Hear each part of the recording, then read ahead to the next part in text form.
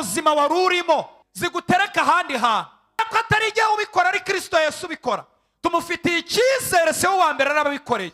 Hari n'abandi yabikoreye abaterura aho bari bari abageza ahandi. Imana ihabwa icyubahiro. Imana iha umuntu agaciro kugeza ku rwego imurutisha imodoka nubwo yabayoza. Umuntu woza imodoka arayiruta. Ntago munyumvise. Umuzamu urarira inzu compound nini imurusha agaciro mu mafaranga arayiruta mu isi y'umwuka. Bibiliya iravuga ngo muruta ibishwi, muruta inyoni. Haleluya! Ufite agaciro mu maso y'Imana. Ibyo mbivuze ngo utangire kumva kuri umuntu, kandi iyo bisobanukiwe ukaguruka muri original, Imana igukoresha ibintu bikomeye. Kuko Imana nticirwa inzira, irazicira. Nta wayifungirana, nta systeme nimwe yayitangira. Yashatse gukora ku buzima bwawe irakora, yashatse kurema ku buzima bwawe irabirema. Haleluya! Nta wayitangira Imana. Ntabwo twaremewe kwiberaho, twaremewe kubaho ariko tukaberaho n'abandi. Iyo rero umuntu ataratera intambwe yo kuberaho abandi abatarabaho, iminsi y'ububyutse ishinzwe kongera kugarura ubuzima bwinshi mu muntu, ku buryo umuntu ahagarara ariko afite n'ubuzima bwinshi. Umukobwa agahagarara afite ubuzima bwinshi, umumama agahagarara afite ubuzima bwinshi, umugabo agahagarara afite ubuzima bwinshi. Haleluya! Ariko iminsi y'ububyutse imumara ipfunwe, imuhagurutsa mu ipfunwe. Ntiyitekereza ko atize, atari umunyamugi, ahubwo aravuga ngo ibyo mfite. Mu bintu dukeneye mu Rwanda, dukeneye iminsi yo guhembura. Hari ibintu bitazakemuka, hari ibibazo by'ingutu bitazarangira, hari indwara zitazakurwaho abantu ntibatagira iminsi yo guhembura. Ariko dukeneye iminsi yo guhemburwa mu izina rya Yesu. Ntabwo ububyutse bukemura ikibazo kimwe cyo mu mwuka, mugira ubugingo buzima, wumva Imana muri kumwe, wumva ibihe byiza, bunakemura n'ikibazo cy'amarangamutima yagiye akomereka. Ntibisaba ko mu definition y'uwundi we, uwundi we ndamuzi muri Kristo Yesu. Ntabwo ngenda mbebera ndakarabo keza k'Imana, kubera ko mpfuye nta wansimbura, ni njye nyine ku mubumbe. Niba mudafite ishyari muvuga ngo amen. Ariko ndanezerewe Jean Paul, kandi Bibiliya iravuga ngo umugisha Uwiteka atanga uzana ubukire, nta mubabaro Imana yongeraho. Ntabwo ari bwa bukire umuntu atangira kurya ibinini bingana n'amafiriti yari. Imana tuvuga, Imana mbabwira, Imana muririmbira, Imana mukorera, Imana musenga, ni Imana yivuga neza. Nubwo twakora imyigaragambyo tukagenda, yasigaye igenda ivuga iti nta wundi ubaho Nyamirambo ingiye Uwiteka. Nta wundi waremeye, agakenyeza abama akabakenyuruza, agakomeza abadakomeye, abakomeye akabacisha bugufi. Nta wundi watanze abana akabimana, nta wundi wafashe ibyemezo bitavuguruzwa n'ingi. Urumva ko ibibazo dufite none birenze ibyo Yesu yavugaga muri kiragiye. Ariko icyo tumukundira abizi neza, abizi neza, kubera ko we ari updated kuturenga, kubera ko akorera mu gihe cyashize, akorera mu gihe duhagazemo, anakorera no mu gihe kizaza tutarageramo. Urumva rero he's updated. Imana ifite ubushobozi bwo kukubaka, ikajya inapima ko wubakitse igasanga urubakitse. Twongere dukomere Yesu amashyi cyane, tumushimire. Mwami Yesu arakoze. Nanjye ndamushimira ko yaduhaye ubuzima turimo none. Hari akaririmbo twaririmbaga kera turi abana kavuga ngo none baba badutapfunira itabi, amajosi n'amaboko byuzuye impigi. Umwami Yesu yabidukuyeho aduha amahoro. Abana bakaririmba bakavuga ngo Yesu tumukunde cyane kuko yatwitangiye. Imana yarakoze kuduha ubwo buzima muri Kristo Yesu. Uyu munsi turi abana b'Imana, Imana ihabwa icyubahiro. Hanyuma rero nitwa Jean Paul nkuko mushumba yabivuze. Nanjye ndi umwana w'Imana, kandi ahanganjye mpaza iyo Imana yanshiriye inzira. Nishimiye kongera kugaruka. Imana irakoze cyane. Dukomere Imana amashyi cyane. Amen. Hanyuma dusome ijambo ritoya mu Baroma 15:19 n'amagambo mushumba yampaye. Ibindi ndaza kubivuga, tureke Imana ize gukora cyane kurenza uko nza kuvuga. Abaroma 15:19 aravuze ngo yampaye amagambo n'imirimo n'imbaraga z'ibimenyetso bikomeye n'ibitangaza n'imbaraga z'umwuka wera. Ibyo byatumye nsohoza ubutumwa bwiza bwa Kristo uhereye i Yerusalemu ukazenguruka ukagera muri Iruriko none ni muri Korowasiya, kuva i Yerusalemu kugera i Ruriko naje kubireba harimo ibirometero 2250. Imana ibaha umugisha. Reka nongere nsome muri Yeremiya 31, muharebe mu gitabo cy'umuhanuzi Yeremiya 31. Ndahavuga ibintu bikeya cyane. Umurongo waho wa 3 n'uwa 4. Yeremiya 31, 3 na 4. Aravuze ngo Uwiteka yambonekeye kera ati nukuri nagukunze urukundo ruhoraho. Nicyo cyatumye ngukuruza neza nka kwiyegereza. Urumva ntabwo yadukuruje ibintu by'ibibando. Muriho muranyumva? Ahubwo yadukuruje iki? Ineza. Nzongera kukubaka nawe uzaba wubakitse wa mwari wa Isiraheli we. Uzongera kugira amashako yawe, amashako n'ingoma. Uzongera kugira amashako yawe kandi uzasohokera mu mbyino z'abanezerewe, tuvuge ngo amen. Nasanze muri mu bintu bikomeye, ibintu muri mu mwiteza ni ibintu biremereye. Muri 50 days of revival cyangwa iminsi 50 y'ububyutsi, ni ikintu kiremereye cyane. Ngendaza kuvuga ibintu bikeya Imana ize gukora cyane. Yesu ashimwe. Muri aya magambo dusomye Paulo yandikiye Abaroma, muze kunyumva neza. Ndimo nyasoma, ndimo nyategura, nagizemo iyerekwa. Hari ukuntu usoma ijambo ry'Imana warangiza kurisoma rikakujyana ku kintu Imana ishaka kumenya kurenza ibintu wasomaga. Mu bintu rero namenye nuko namenye ko Yesu afite ubushobozi n'imbaraga, muriho muranyumva, yaguha cyangwa yampa zigakora ibintu bikomeye muri nge, ariko nanone zikaba zankoresha n'ibindi bintu bikomeye. Afite ubushobozi n'imbaraga, muriho muranyumva, zaza zigakora ibintu bikomeye muri nge mu buzima bwanjye, ariko nanone zarangiza nanjye ubwanjye zikankoresha ibindi bintu bikomeye. Imana ihabwa icyubahiro. Hanyuma kugira ngo mvuge vuba vuba ibintu nanditse, naje kumenya ko ibi bintu Yesu afite bishobora gutuma ukoreshwa ibintu bikomeye kuva iwanyu kugeza ahantu batakuzi, muriho muranyumva, bakamenya ko Imana irimo iri gukorana nawe ibintu bikomeye. Kuva iwanyu, kuva ahangaha kuri iyi church ubarurirwa, muriho muranyumva, bakamenya ko Imana iri kugukoresha ibintu bikomeye. Ibyo bintu bikagera ahantu batakuzi, batarakubonaho, rimwe na rimwe batazapfa bakubonyeho, muriho muranyumva, nabo bakamenya ko hari umuntu Imana iri gukoresha ibintu bikomeye. Imana ihabwa icyubahiro. Ubwo mukanya ndaza kugaruka kuri Paulo. Icya kabiri nuko izi mbaraga zishobora gutuma uhagarara mu mwanya wawe neza, ku buryo abantu birahira Imana yawe, bajya bakureba ugahinduka icyitegererezo, bakwitegereza ugahagarara mu mwanya wawe neza, ugahagarara mu busore neza, ugahagarara mu bukumi neza, ugahagarara mu nshingano zo kumugabo neza, ariko no mu bijyanye n'umuhamagaro ugahagarara neza. Abantu bakureba bakajya birahira Imana yawe. Imana ihabwa icyubahiro. Haleluya. Ikindi cyantangaje ndaza kugarukaho mu mwanya, nuko izi mbaraga zishobora gutuma uva ku rwego rwo kwizenguruka ahubwo ugatanga umusada no ku bandi. Buriya Bibiliya igaragaza ko ntabwo twaremewe kwiberaho, twaremewe kubaho ariko tukaberaho n'abandi. Iyo rero umuntu ataratera intambwe yo kuberaho abandi aba atarabaho. Muriho muranyumva? Izi mbaraga Paulo arimo avuga zishobora kuguterura mu cyiciro cyo kwiberaho no kwizengurukaho. Abana banjye, umugore wanjye, urugo rwanjye, ubuzima bwanjye, zikagutereka ahantu ubaho utibereyeho ukaberaho n'abandi benshi.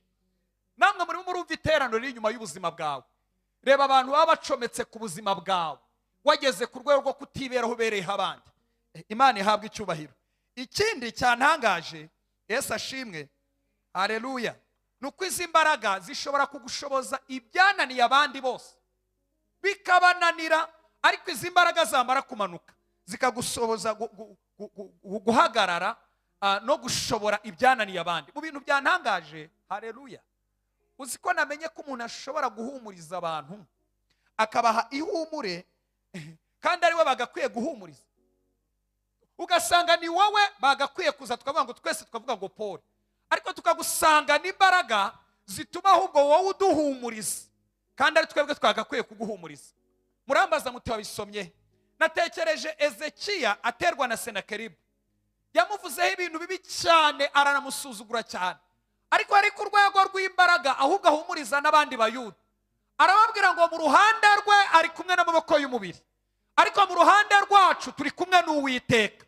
Niwe uje kuturwanira intambara zacu. Bibiliya iravuga ngo nuko abantu bishingikiriza ku magambo ya Ezekiya umwami w'abayuda.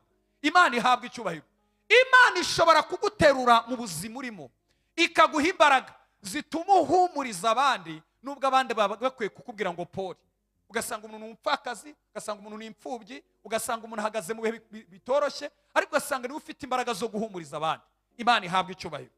Haleluya, haleluya. Dore rero ibintu dusomye mu ijambo ry'Imana, Yesu yahaye Pawulo kugira ngo ashobore uyu murimo kuva i Yerusalemu kugeza muri Korowasiya, cyangwa muri kano gace twasomye mu birometero 2250. Icya mbere ngo yamuhaye amagambo. Ntabwo ari ya magambo ya rojyorojyo, ni amagambo ku buryo yaravugaga, yavuga abantu bakavuga ngo uyu si Pawulo urimo aravuga, iyi ni Imana irimo iravuga. Icya kabiri yamuhaye ngo yamuhaye n'imirimo. Icya gatatu amuha imbaraga z'ibimenyetso bikomeye. Icya kane amuha ibitangaza. Icya gatanu amuha imbaraga z'umwuka wera. Ngo Pawulo agira influence, aravuga kugeza ku rwego aho yagiye azenguruka hose uvuye Yerusalemu kugeza muri Korowasiya. Ngo babonye Pawulo adasanzwe, ariko inyuma ye ntabwo yari Pawulo, hari umugabo w'imbaraga, hari umugabo ushobora byose, hari umugabo witwa Kristo Yesu wamubashishije akamuhereza izo mbaraga. Imana ihabwa icyubahiro. Haleluya, haleluya.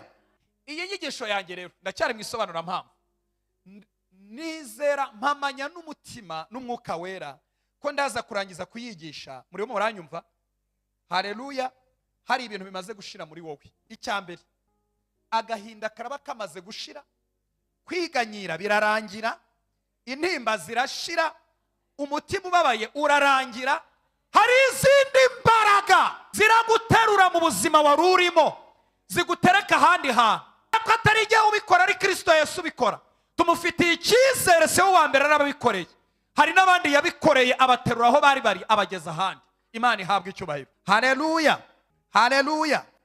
Mwibuka amagambo Yesu yavuze, mundebe hano tuyavugane.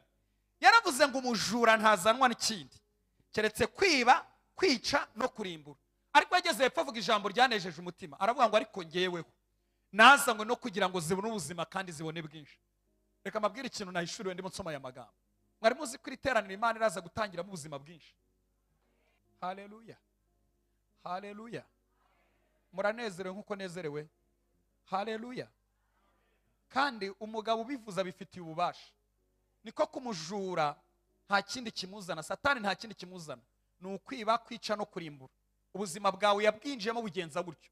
Ariko Yesu aravuze ngo ariko ngeweho nazanywe no kugira ngo zibone ubuzima ndetse zibone bwinshi. Imana ishimwe ko Kristo Yesu agitanga ubuzima kandi agatanga ubuzima bwinshi. Haleluya. Kugira ngo ubuzima rero ubuhabwe, mundebe hano ikintu navumbuye. Mwarakoze kuzana bino bihe. Bisaba ko winjira mu minsi y'ububyutse. Muvuge ngo ububyutse. Iyo usomye mu yandi magambo, hamwe bakoresha ngo ni iminsi yo guhemburwa, andi bakavuga ngo ni iminsi y'ububyutse, andi bakavuga ngo bakayita iminsi y'ubuzima bwinshi, aho umuntu agenda atari igipampara ariko afite ubuzima bwinshi. Hanyuma rero kugira ngo ntangire inyigisho yanjye, mundebe hano hari ibintu namenye. Uzi ko umuntu ashobora kugenda mu nzira, umuntu agakorera Imana, umuntu akavuga Imana, ariko ukamureba ukabona nyine afite ijwi, arimo arabwiriza nkuko ndimo ndabwiriza, ariko wacengera ubuzima bwe ugasanga imbere nta buzima afite. Sinzi hano niba harimo umuntu unyuma. Hari ibintu, hari ibisazi binini bikunda kuba hahandi muzi. Ibisazi binini akenshi hari igihe ucyegera ukabona kiri kuyaga gisa neza, ariko wanyura inyuma wareba neza ugasanga igitagangurirwa cyarinjiye kiragenda kirya umuhore, kirya ka kantu k'imbere, icyasigaye ni uruntu rw'urushishwa ruyaga. Nyamara iyo izuba riri kuvaho, muriho muranyumva, ubona icyo gisazi kiri kuyaga kimeze neza. Hari igihe ubuzima bw'umuntu abantu baburebera inyuma, bakabureba ari gutera amakorasi, bakabureba ari kuvuga nk'uko ndi kuvuga, ariko wabwinjiramo ugasanga ubuzima bwe bwose Satani yaragiye arabunyunyusa arabumara. Ariko mbafite ijambo rikomeye. Haleluya, haleluya. Iminsi y'ububyutse ishinzwe iki?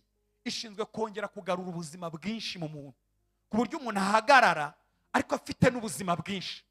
Umukobwa agahagarara afite ubuzima bwinshi, umumama agahagarara afite ubuzima bwinshi, umugabo agahagarara afite ubuzima bwinshi. Haleluya. Abakozi b'Imana tugahagarara ariko dufite ubuzima bwinshi, ku buryo duca mu bihe tukabihagararamo, ariko muri twebwe harimo ubuzima bwinshi. Mu bintu byanteye ubwoba namenye, muri aya makuru namenye, Yesu ashimwe, haleluya, nuko Imana ihembuye, ntabwo Imana ihembura igice kimwe cy'umwuka. Oya, hari ukuntu abantu babitekereza ngo Imana igomba kumpembura mu mwuka. Imana ihembura ahantu hatatu, nibwo guhemburwa kuba kuzuye. Iminsi y'ububyutse ikenura, imara ubukene ahantu hatatu. Ahambere iminsi y'ububyutse imara ubukene ni mu mwuka. Mu mwuka ni hehe? Ni cya gice dusabanamo n'Imana. Kumva usengera munsi y'ijuru rikinguye, ukumva ufite ibihe byiza, ukumva amakorasi arizana no automatic, ugira ngo uteyaje ibihe byiza, indirimbo imwe ikavaho, ishimwe rimwe rikavaho, mbese ukumva hagati yawe n'Imana nta kibazo cy'uburwayi gihari, ukumva nta kantu k'akavirusi ufite. Urumva mu mwuka uba wumva ufite ibihe byiza, nubwo waba uhagaze ahantu hakugoye, ariko mu mwuka waba ufite ibihe byiza. Rero iminsi y'ububyutse ikenura ako gace kitwa agace k'umwuka, aho ni ahambere. Aha kabiri, iminsi y'ububyutse ikenura amarangamutima. Amarangamutima ni igice kirwara kikavangira n'umwuka, ugasanga umuntu yarabishye, umuntu ni indakare, umuntu ubuzima bwe arararira, afite agahinda gakabije, afite intimba idakira, muriho muranyumva, ndetse afite ibintu atajya yishimira kubamo. Yabona umuntu harimo aranezerwa, yazamura haleluya, akavuga turiya nuko ahaze, akagira imitekerereze njyahabi, ugasanga amarangamutima yaragiye arangirika. Aho na kabiri, iminsi y'ububyutse igomba kuzana ubuzima. Aha gatatu, Yesu ashimwe, nuko iminsi y'ububyutse izana ubuzima mu mufuka. Muvuge ngo mu mufuka. Ntabwo munyumvise. Muzi impamvu mu mufuka? Nukubera ko mu mufuka niho hakurwa ibikenerwa shingiro, ibyo kurya, ibyo kunywa, minervari z'abana, amafaranga yo kwishyura inzu na bya bindi byose. Nukuvuga rero iminsi y'ububyutse ntabwo ikenura ahangaha gusa. Reka mvuge ikintu kimwe namenye kandi cyafashe umutima wanjye. Haleluya. Umunsi Petero yuzuraga umwuka wera, iminsi y'ububyutse ikamugeraho, hari impinduka zigera muri 3 zabayeho, ubuzima bwe zirahinduka bukomeye. Icyambere, Yesu ashimwe, Petero mwibuka ko ntiyari yarakandagiye mu ishuri, nta mashuri yari afite, yari yaravukiye ahantu mu cyaro, n'uruyudiyo yaruvugaga ruvangavanga, ntabwo yari azi ururimi rw'abantu bize, ntiyavugaga urunyarameya, ntiyari umuhanga muri izo ndimi. Ariko wibaze ko ipfunwe ryose ryamushizeho, ahagarara mu mujyi muri kapitali, abwira abantu bavuga ngo basinze, aravuga ngo ntabwo twasinze, iyi ni isaha ya gatatu, ahubwo ni ubuhanuzi Yoweri yahanuye. Imana yaravuze ngo izasuka umwuka wera ku bantu bose mu minsi y'imperuka. Imana rero yabusohoje, asobanura Yesu adategwa. Mbabwira icyantangaje mu buhamya bwa Petero, bagiye gusenga ku isaha ya 9 ku rusengero rw'i Yerusalemu, yaciye ku irembo ry'abakire, irembo ryitwa Ryiza. Nta muntu wari gupfa kuricaho avuye mu cyaro ameze nka Petero ko ameze. Ariko iminsi y'ububyutse imumara ipfunwe, imuhagurutsa mu ipfunwe, ntiyitekereza ko atize, atari umunyamugi, ahubwo aravuga ngo ibyo mfite, ndumva hari ibintu mfite. Abwira Yohana ati tugiye gusenga, ariko turanyura ku irembo ryitwa Ryiza. Kandi ahageze, ikintu cyari cyamaze imyaka irenga 40, umuntu wamugaye wari hamaze imyaka 40, nibo bamugiriye umumaro. Abantu bari baramufashije bagarukira kumufasha, bamuha amafaranga, bamuha ibiceri.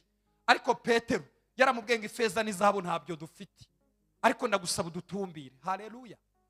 Icyami iminsi kaza ikamanukira hano Shiro, uzimanutse ikabafata, twese twahuru, yateza mbuteyaje muri uyu mujyi. Kubera ko haleluya yaravuze ngo ifeza n'izahabu ntabyo dufite, ariko icyo dufite turakiguha mu izina rya Yesu. Haguruka ube muzima. Ngo arahaguruka, ubugomba muri buregerana, amaze kuba muzima ngo abakurikira agenda asingiza Imana. Imana ihabwa icyubahiro. Narivuze ngo Imana ihabwa icyubahiro. Uzi ko muri ibyo bihe bya bintu byatumye Petero yivumbura. Mwibuke ko Petero yigeze kwivumbura. Yesu azutse nta gitangaza kibifatika yakoze. Ntago yabahaye amafaranga, yabahaye iki? Byatumye rero Petero yivumbura. Murabisoma muri Yohana 21. Yivumbuye gute? Yaravuze ati nisubiriye ku nyanja kujya kuroba. Yesu murabizi ko yagiye kuhamuzana. Kandi icyo yashakaga kwari gushaka nyine ubuzima. Ariko ibyo bintu byose byatumye uyu mugabo witwa Petero yivumbura. Muzi ko mu minsi y'ububyutse byose yabibonye. Mwumva kandi Imana yamukopeje. Ntiyize, ariko umushinga Imana yamukopeje urimo ubuhanga buhambaye. Imana ngo yaramukopeje aganiriza abantu bose bakijijwe. Kandi niba hari abantu batanga n'abantu bagikizwa vuba. Mwarabibonye? Abantu bamaze ko basiniya mu rusengero niyo yazamuye bitana bisubizayo. Mwarabibonye? Ariko umuntu ugifatwa n'ubutumwa bwiza agakizwa, ibintu byose aba yumva yihaye Imana uwo mwanya.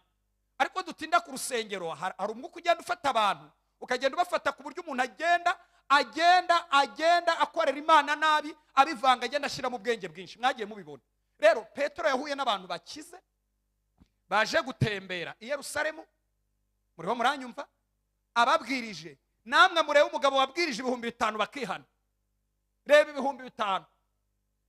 Hakomeza kubwiriza indi nshuro yana ibindi 3,000.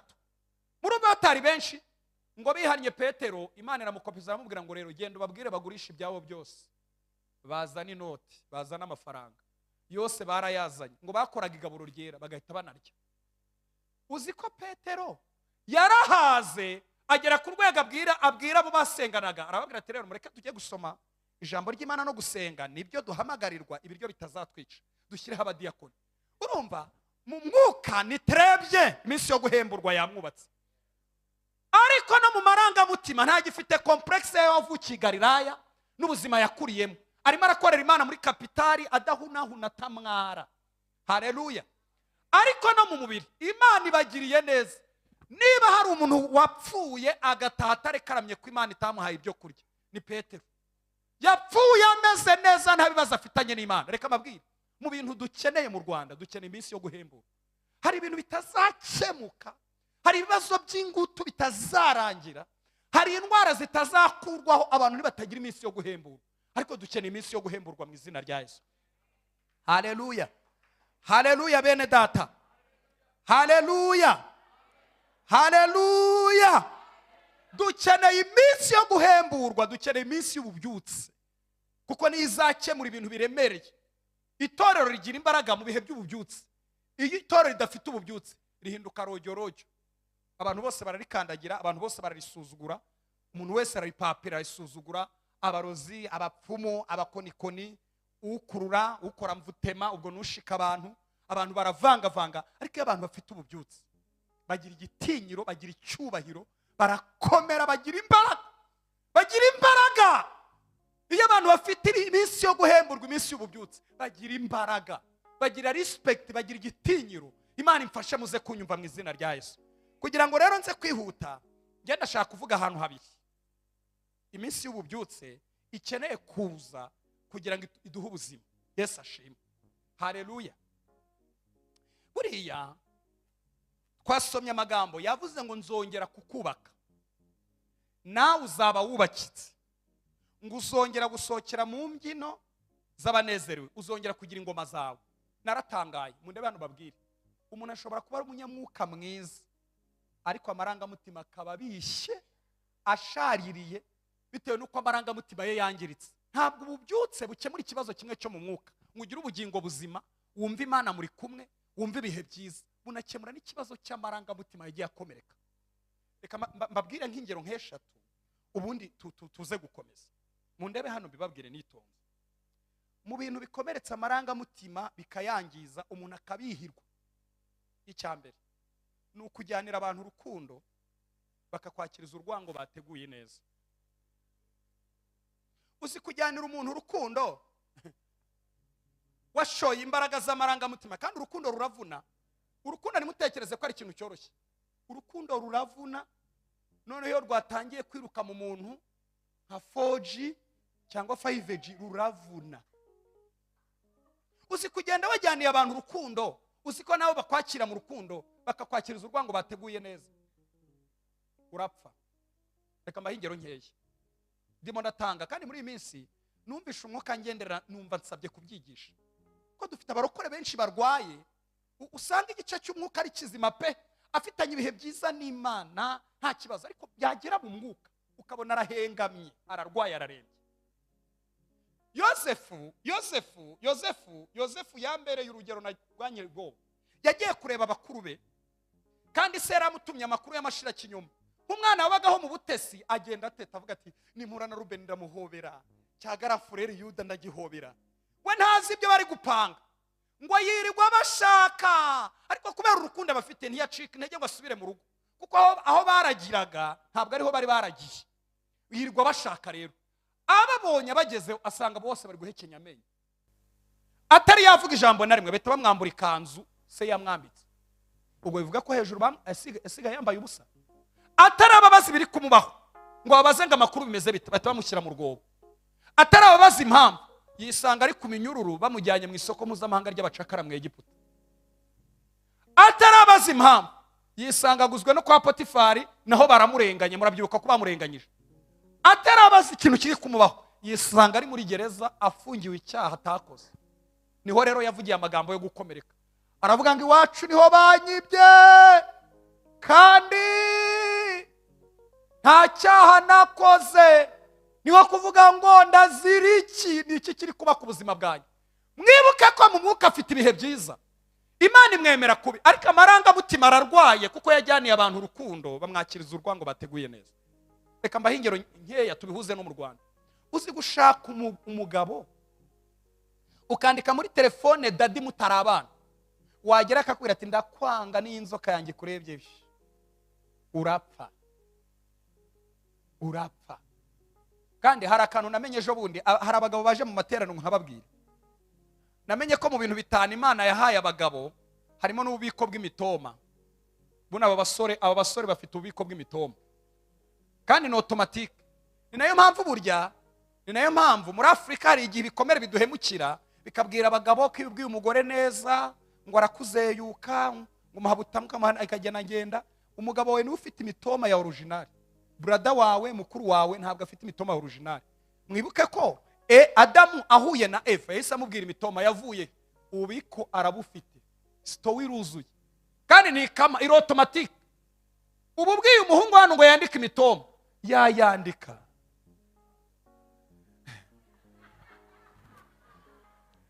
Imana imfashe mu nyumve mu izina rya Yesu. Ndumashaka ko Yesu natwe aduhiza imbaraga. Haleluya. Ku rugero basi umuntu agenda ukumva ufite ubuzima bwinshi.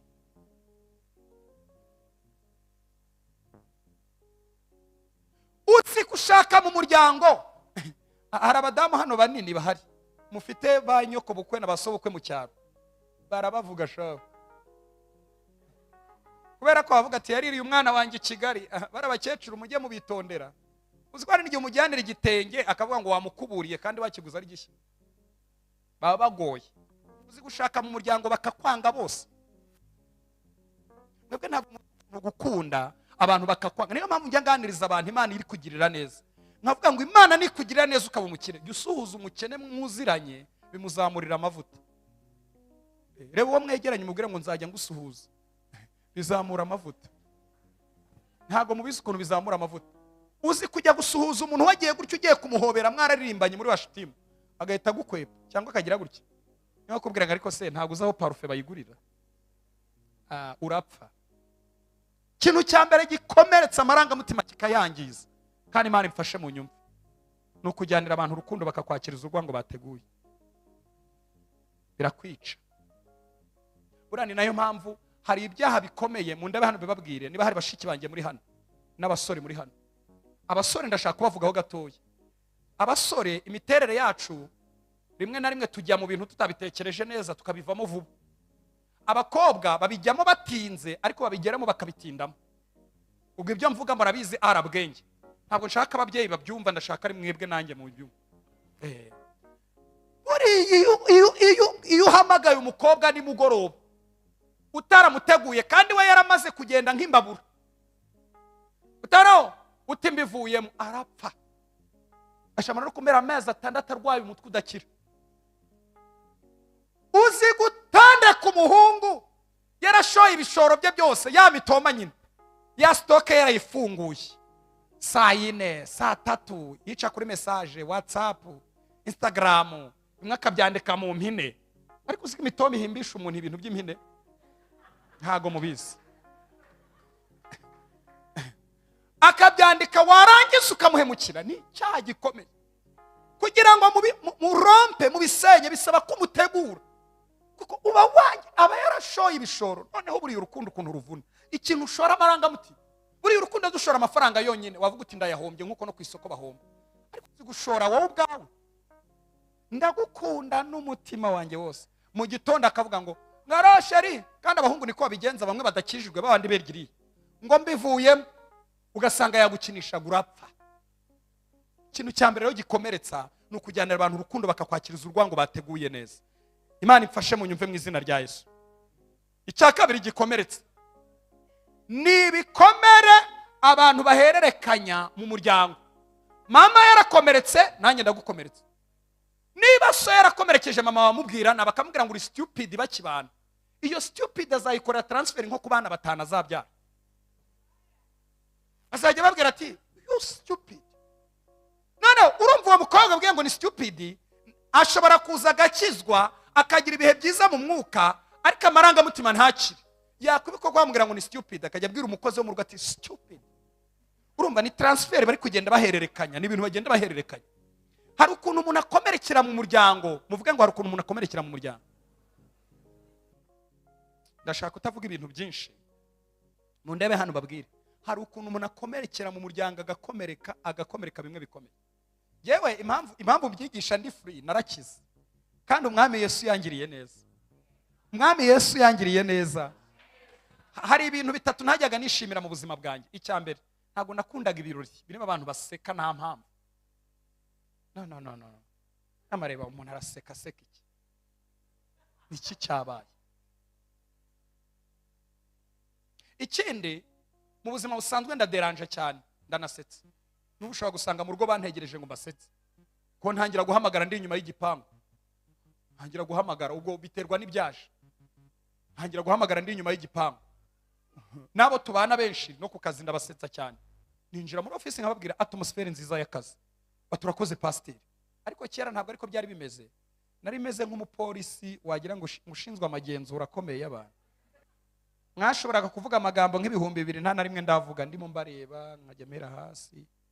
None abantu bakagira ngo nukubaseriye cyane, naho nugushira. Ntabwo bari bazi back yanjye. Hari ibintu nyuma byambwiraga ngo uraseka iki? Ko wababaye urimo uraseka iki? Niki kigusetsa? Muriho muranyumva? Icya gatatu nangaga, uzi ko bigeze kunkora anniversaire bamena amazi mpagarara nk'igiti. Ubu muri iyi minsi hari inshuti zanjye mpura nazo ndi kuzibwira ngo bazongere bagaruke bayameneho. None babona ukuntu ubuzima bwakize. Bamennye amazi mera gutya. Baramena bati president come on, nari president w'ibintu nayoboraga. Kudaseka kutishima. I don't feel anything. Akintu numva. Usko hari igihe umuntu apfa kandi mu mwuka. Mu mwuka twajyaga gusenga nkahita mbona abamarayika bamanuka. Hagarana amasengesho ndashoje. Nagiraga ibihe byiza iyo natangiraga gusenga. Ubu rero Imana nzi kuyihenda. Nayikoreraga imibare iri scientifique. Nkabwira ntawe uri mu ijuru uranezerewe. Si ngombwa ko ngiye woroheje uzi. Kandi ibyo bintu babiziko bizana Imana. Ubwo nkaba nayibaza. Ngewe aho ndi rwose ntabwo ari ngombwa kuza.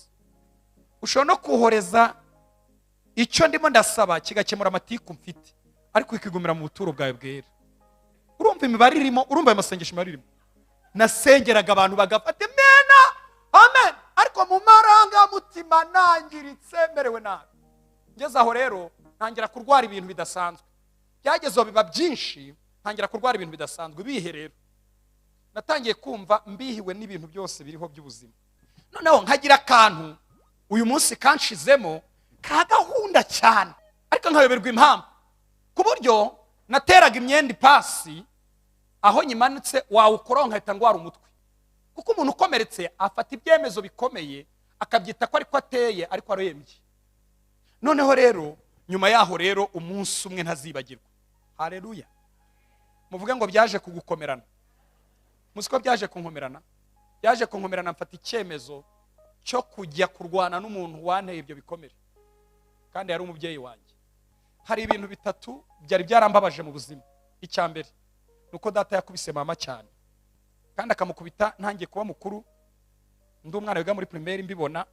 Buriya abadamu ni nayo mpamvu bagira icyumba cy'abashakanye. Nimugira argument mukagira ibintu mutumvikanaho, muzajye kuhaganirira. Abana barabibika. Uko akura igikomere y'icyo itakize ntabwo gikira. Ntabwo gikira kubera ko umuntu yabyibushye cyangwa umuntu yabonye amafaranga yahembwe, ahubwo ibintu biramusapotinga igikomere kigakurira muri we. Icyakora nk'umunyarwanda kagerageza kurenzaho ariko muri washira. Icyo ni cyambere cyambabazaga, ukuntu data mama ni umuntu mwiza, mw'abantu mwe mubabwiye. Kuko nabakwe n'abakazana dufite tujya tuganira muri famille bakavuga ngo twebwe dushwanye n'abagabo cyangwa n'abagore twakwigira kwibera iwanyu. Urumva twese yaratwemeje. N'uyu munsi ahana atuye urumva data yamutwaye ari mutoya, arafite imyaka 19, muzehe nawe yaragiye mu gisirikare afite 19, barabana. Mama ntiyize amashuri menshi ariko bamuhaye kwigisha muri gardienne, kuri uko najya gira inama abantu. Jo bundi yaransekeje tunsigaye mpembwa shankama. Ibintu birakaze. Mwibaze umubyeyi wamuhaye urukundo ku buryo numva ntafite rake y'urukundo rw'umumama. N'uyu munsi ndi hano nshobora gusanga yanyoreje message ngo mwana wanjye ngo nkoreje 5,000 ugura amandazi. Ngaseka ntabwo nyirya amandazi. N'abakazana arabazonga. Noneho yabaye umukristo ibintu biba byiza. Mbonye rero maze gukura numva ndababaye, mbaye desi ukuntu data yakubise mama. Yaramukubise ariko mujye mubanza musenge. Yari inkoni we, imigeri y'iburyo. Ariko nyuma naje gusanga data nawe yari yarakomeretse kuko mu myaka 19 uri mu gisirikare habindi wumva na amasasu n'imbunda. Nubu ingera atanga yavuye mu gisirikare akora ati twarwaniye aha nk'ubunzi ibice byo muri Kongo kandi ntarabikandagiye. Kubera ati kabaru shabasha bunda manono katanga, urumva byose mbizi mu mutwe. Ningera atanga nizo mu gisirikare ukeneye kumva kumuganiriza muraganira akakubwira mu gisirikare nta buzima bwo hanzaza.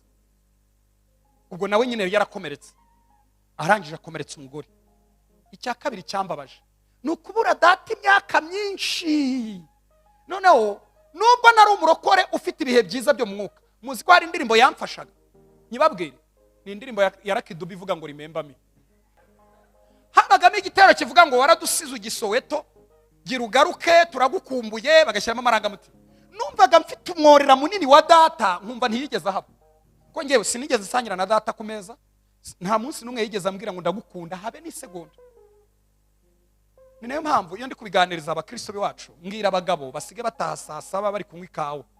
Oya muri 5p mu bintu bitanu bigize umugabo, urenze kuba pasteri akaba provider akaba ushinzwe guhaza bo mu rugo rwe akaba umurinzi w'urugo rwe, hanazamo n'akantu kitwa papa. Papa rero agomba gutaha abana batararyama akabasuhuza bose, rangiza kubasuhuza akanabaherekeza bagiye kuryama akanabasengera. Abana bakura nta gikomere bafite, kandi icyo umwana yahawe nicyo atanga. Numva ndakomeretse, numva mbaye desi. Ndangije rero mfata icyemezo cyo kujya kurwana na data. Kandi ntimutekereze ko icyo cyemezo nagifashe kubera ubujiji. Nigaga muri university ngeze mu wa 2. Mumbaze ngo kwiga byari kujyahe. Ibikomere byarandenze numva kwiga ndabihagarika. Najyaga nyura ahangaha mvuye ku ishuri hano hirya rwose, hano hirya ntabwo ari kure nize. Aha ndahazi rwose twajya tuhanyuruka kata hano yepfo gakata. Ariko numva ibikomere biranze. Umunsi nafashe icyemezo cyo kujya kurwana na data, ndavuga ntabwo nzagenda ntasezeye Imana kandi dukundana. Njya mu bihe nk'ibi ngibi byo gusenga, wakoze kuza. Njya mu bihe nk'ibi ngibi byo gusenga, ndavuga nti ngiye kubanza nsezera Imana nyibwire ko twabanye neza. Kuko numvaga data nansinda nzajya i Uganda, urumva dutuye muri Nyagatare, numvaga nzahita i Uganda. namutsinda nawe agahungira i Buganda. Ariko nkumva ndwaniriye mama basi ho gatoye ko mama ni mwiza cyane, cyo ni cyambere. Urumva rezonoma yanjye yambwira ko we na data rwose big difference, harimo wahenze undi. Icya kabiri, n'umuntu mwiza mu mutima. Usiko umuntu ukomeretse agira uruhande abugamiraho. Urana defining ukajya usobanuka uvuga uti perezida twari dufite kera niwe mwiza, naho dufite ubu. Ndangije rero ndafashwa, ndibagirwa ko naje gusezera Imana. Mu minsi mikeya rero hategurwa amahugurwa noneho yo kuganira mugafungura umutima. Murabizi ko ibikomere abantu bakunda kubibika kuri. Aravuga atakana kanjye akakabika kuri gashyiraho urugufura gafunga. Adonai ako wamureba ukabona Adonai iraturuka muri fotokopi y'uruntu, ntabwo ituruka mu muntu original. Wamwitegereza uburyo arimo araramya, muriho muranyumva, cyangwa uburyo arimo arabwiriza ukabona arwaye uburwayi, afite ukuntu arwaye. Ndangije rero bampa abantu batatu ngo tuganire, muvuga ngo niho Imana yantabariye. Uwa mbere ni umwana w'umushumba bampaye w'umupasiteri, umagenda umwana w'umusoda bampaye umwana w'umupasiteri, avuga ibikomere by'iwabo, avuga ukuntu atariye, kandi nari muzi yaguraga shapati twiga muri kaminuza, akazirya muri kumwe kuganiriza, ukajya umureba mu maso ngo ahonga guhe akaba ataguha, kandi wowe wagura wamuha akazakira. Akibaza ubusambo bwaturutse. Nyuma rero naje kwiga ikintu, ntugacire umuntu urubanza kubw'umwifato, ujye umufata umushyikirize Yesu. Birashoboka ko arembye akaba ari ndembe igenda. Haleluya! Kandi icyo nicyo Yesu yaje gukora, ni ugufata uwari upfuye akamugira muzima, ni ugufata uwari warahengamye akamuhengura, ni ugufata uwari warazimiye akamugarura. Haleluya! Ni ugufata uwari warasanyutse yarangiza akamwubaka. Birangiye aratuganiriza, tubwira ubuzima bw'iwabo, ukuntu bari bafite umuntu wabakubitaga iwabo, akabakubita imigeri se ntabimenye kubera amateraniro ya mu gitondo ya nimugoroba. Numva ndababaye, ndavuga ndababaye. Avuga ukuntu babakandaga imbavu. Eswe abivuze nkumva utwanjye dukomere turi kugenda dusohoka ngo hwi.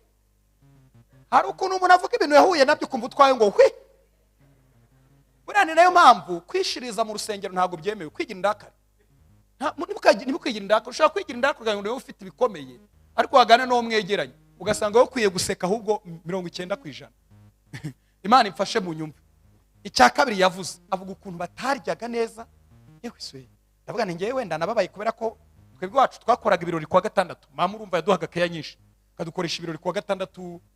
Yajya kugura inkoko, hano twari dutuye mu cyaro, bakakugurira izawe. Ukeneye inkoko zingahe? 5 bakazigura. Twakweza avoka, twakweza ibintu byose beza mu murimo. Batukeneye ibigori bingahe? 30 bakabiguha byose. Urumva nta nzara rero iri behind yanjye. Ndavuga ni Imana yanjye. Noneho hajyaho undi muhungu wa kabiri, we rero arandangiza. Urumva narabaretse bose baravuga. We mu ntambara y'abacengezi yasigaranye na bashiki be babiri. Twabaga ku ishuri anarera bashiki be muri buruse y'25,000. Ndamureba Mana we, ndavuga ni ndapfuye we. Arabivuga, avuga uburibwe, avuga umubabaro, avuga ibintu yahuye nabyo, avuga aravuga we. Twavuye aho ngiye natangiye guseka, abatarabonaga nseka, narasekaga najya mu ishuri. Noneho nahise mfata n'umuco mubi wo kujya mu ishuri nambaye ikote na karuvati. Nagera matise pasiteri ko yasaze. Ahantu nigaga abantu benshi bambaraga amakoboyi, mpita ngurita isi shyiramo ikote, karuvati, ingofero nyiheruka icyo gihe, ingofero ireba imbere nyiheruka icyo gihe. Ndangije nshyiramo na karuvati, nkajya mu ishuri nseka nka deranja. Ubu ndaderanja mw'abantu, ariko nyamara nari urufotokopi rw'ikintu abantu bakagira ngo ni seri, ariko ndwaye. Hari igihe umuntu akomerekera mu muryango. Reka mbahe ingero. Yewe nagiye nkorera mentorship abana b'abakobwa biga muri high school, muri secondaire. Munde bana babwira ikintu naje kuvumbura. Dufite abana bato bafite imyaka 7 b'abakobwa barwaye agahinda gakabije mu Rwanda. Nagize ubwo twababajije impamvu, dusanga ikintu cyabakomerekeje nari amafoto ni Snapchat.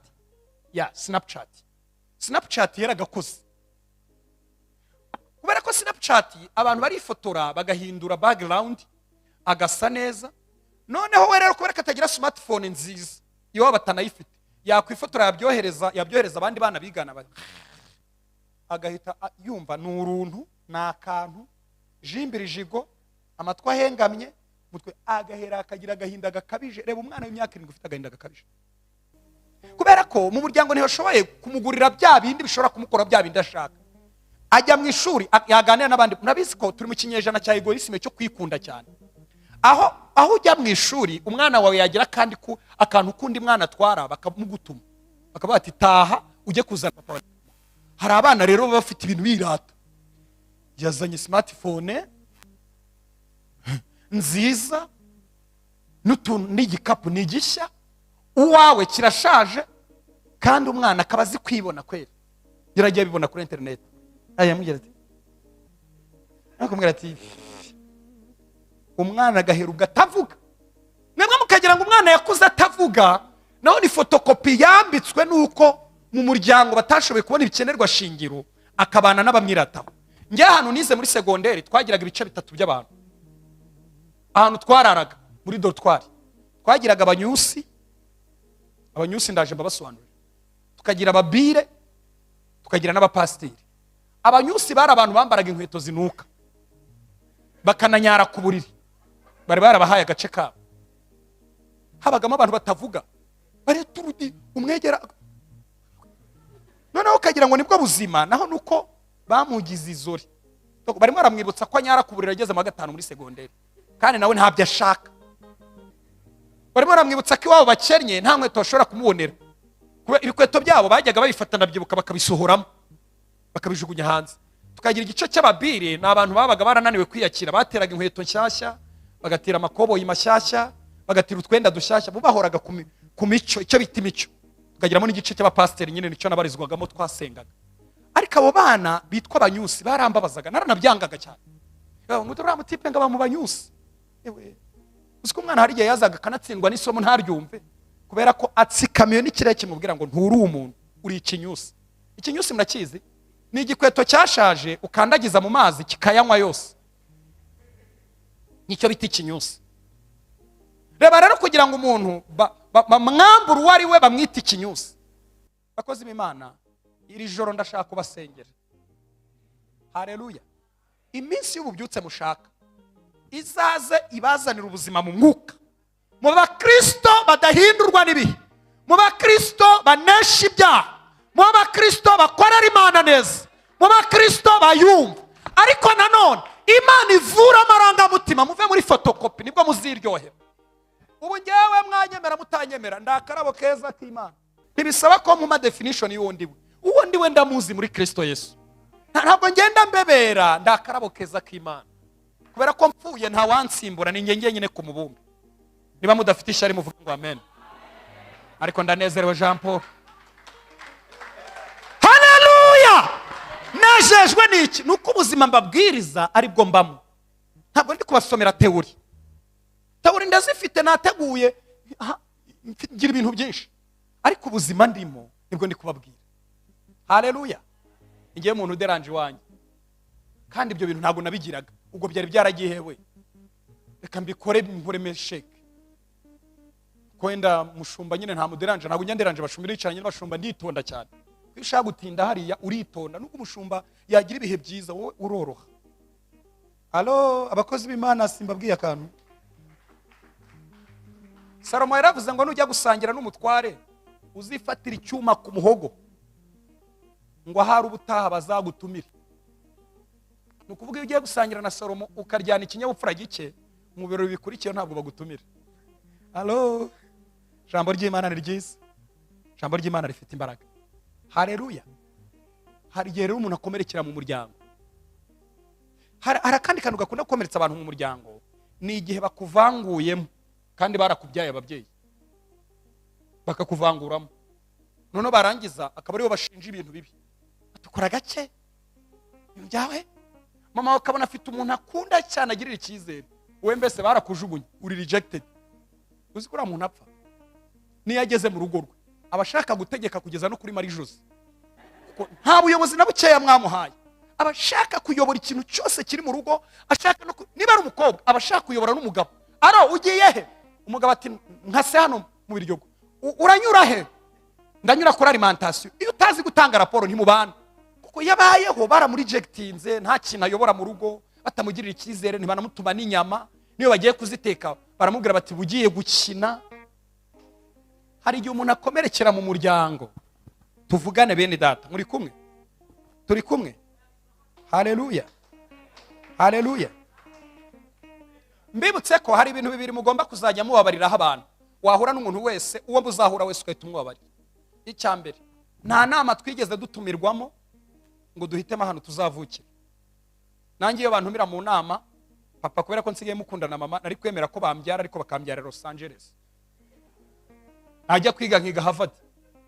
Why not? Why not?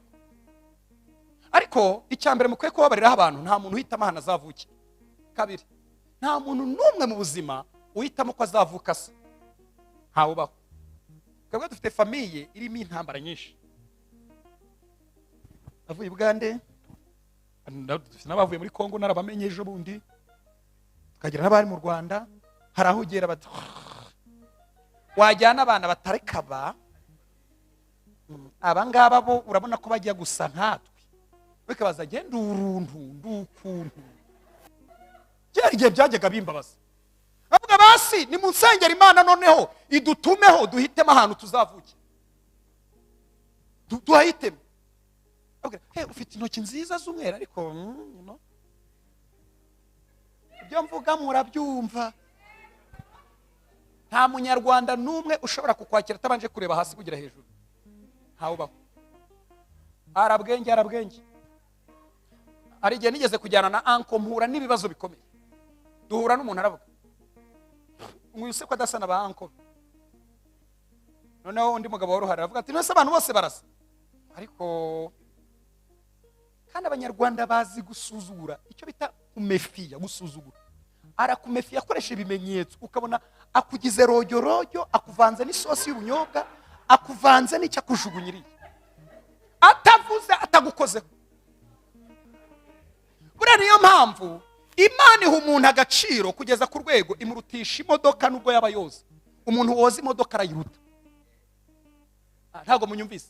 Umuzamu urarira inzu compound nini imurusha agaciro mu mafaranga arayiruta mu isi y'umwuka.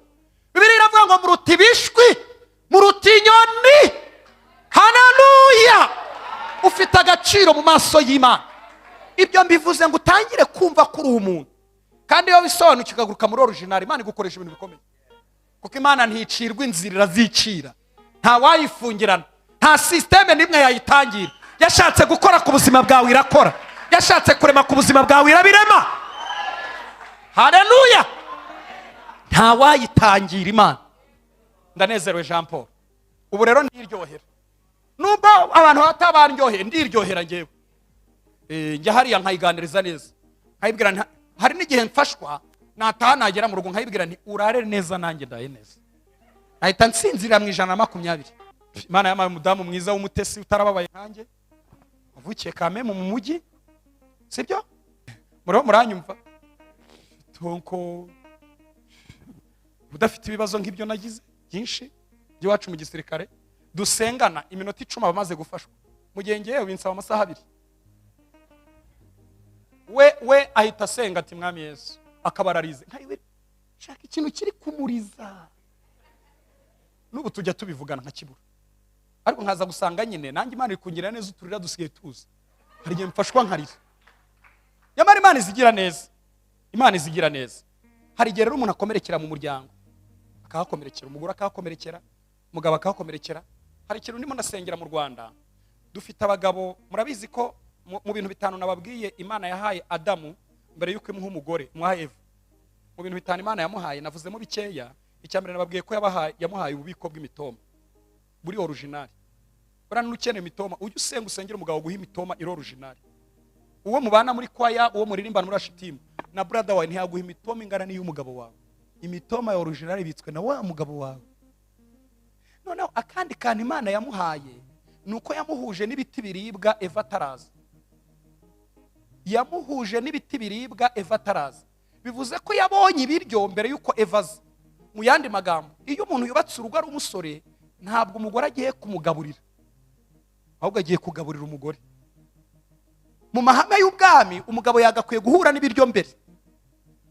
Iyo rero ugize ingorane ugahura n'umugabo utarahuye n'ibiryo, bisaba kuhita uva ku nyama ukava ku isukari ukazajya ubinywa ugiye gusura bishop n'abandi bakozi b'Imana, kugira ngo urwubake niko bigenda.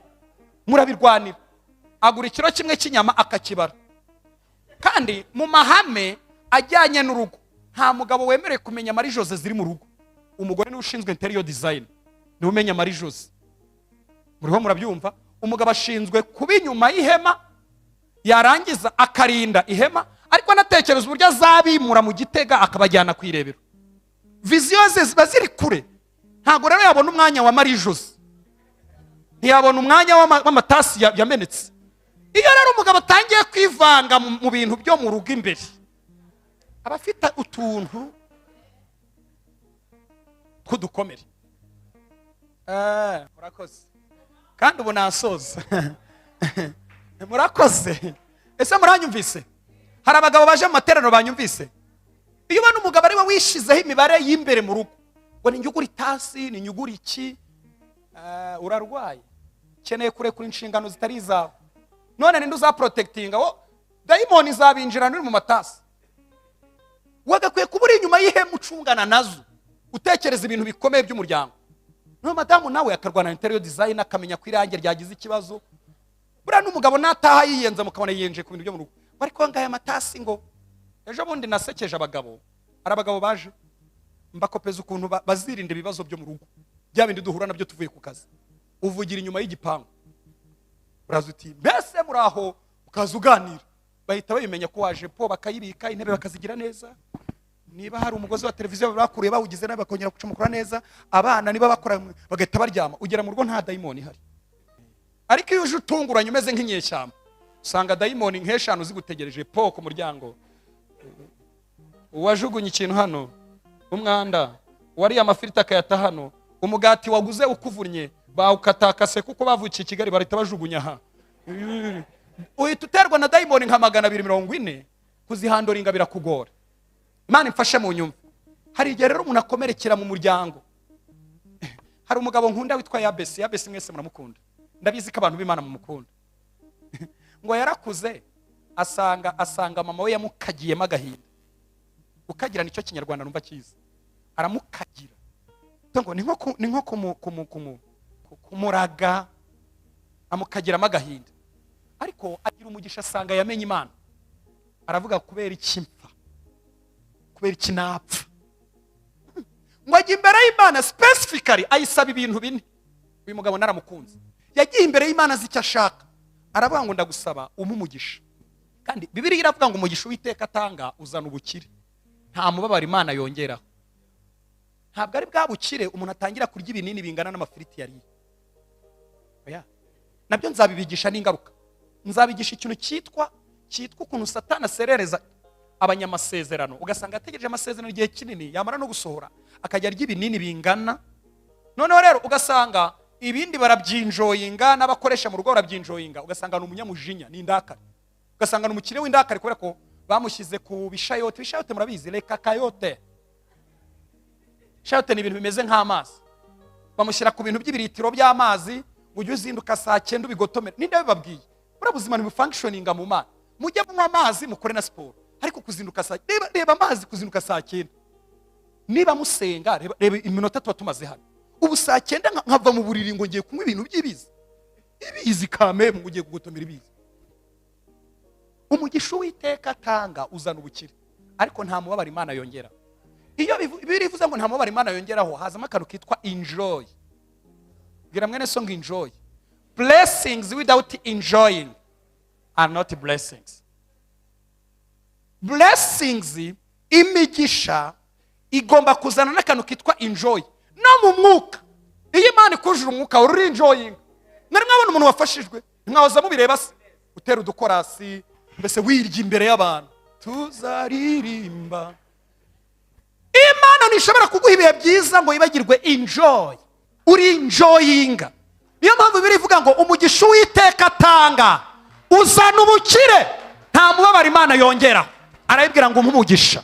Jambo rya kabiri abwira Imana ngo Mana unyagurire imbago, meze nk'ufungiranye mu kiraro, meze nk'inyana iri mu ruhongore, nshaka kwaguka bikanga, njya gushora ku Muhima bikanga, nkaba ndahimutse, nkajya Gasanze bikanga, nkaba ndahimutse, nkisanga Nyakabwende naho nkaba ndahimutse, mukanya nkisanga Rwempasha nkaba ndahimutse, nkisanga Ndego, nkora mu Ruzerero, ndafungiranye. Abwira Imana ngo unyagurire imbago. Kwagurirwa imbago mu Kilatini babyita expandere. Expandere bivuze iki? Ni ugutunga birenze n'ibyo we expectingaga. Ntago munyumvise. Ni ukwaguka ku rwego rurenze urwo expectingaga. Niba Imana ikwaguye mu mwuka irakwagura ku rwego rurenze urwo watekereje n'urwo wibwiye. Niba Imana ikwaguye mu marangamutima uzagira urukundo habandi. Kuryo bavuga ati tante yatinze kuza mu rusengero, ndashaka umuntu wo kuboneraho urukundo. Haleluya! Ibyo bintu biraba, Imana irabirema, Imana irabyubaka. Unyagurira imbago. Abwira Imana icinda, arayibwira ngo ndinde ibyago ntibimbabaza. Niyo kuvuga ngo enough it's enough. Narababaye ndababara, ndinde ibyago ntibimbabaza. Ayisaba ikintu cyiza, arayibwira ngo ukuboko kwayo kwiza kubane nanjye. Mu ijuru bavuze ngo iki? Uzi ko nsoma Bibiliya ngatungurwa. Mu ijuru nkaho bamubwiye ngo wari waratinze, wababariye ubusa, wababariye ahantu tubikorera. Service base bayimuha niho kumubwira ngo waratinze, iyo uza kera ntabwo warababaye iyo myaka yose. Ndashaka kuvugana n'umuntu muri iterane. Haleluya! Kwigunga, kwirebesha nabi, kumera nk'umujanja wide cyangwa poko haramu, ukaba umuntu wariwe, ntuseke, hagira ugukandagira akagira ubwoba kumuhonda ingumi, urimo urakererwa. Hari ubundi buzima burenze ubwo, hari indi dimension irenze iyo. Muri Kristo Yesu harimo ubundi buzima burenze ubwo, urimo urakererwa. Haleluya! Haleluya! Haleluya! Haleluya! Arabyanga. Iri joro mukwiye kubyanga muri Kristo Yesu, kandi ibintu twanze Imana irabyanga. Mu bintu itorero ry'Imana ryahawe, niba mukijijwe mukamukijijwe atari ugupapira no kubeshya beshya, itorero ry'Imana ryahawe PO y'Imana, PO y'Imana. Twasigariyeho Imana. Umwanzuro twafashe mwisi mu ijuru bawusinya batatubajije. Tarasi ando, haleluya, ndafashijwe Jean Paul.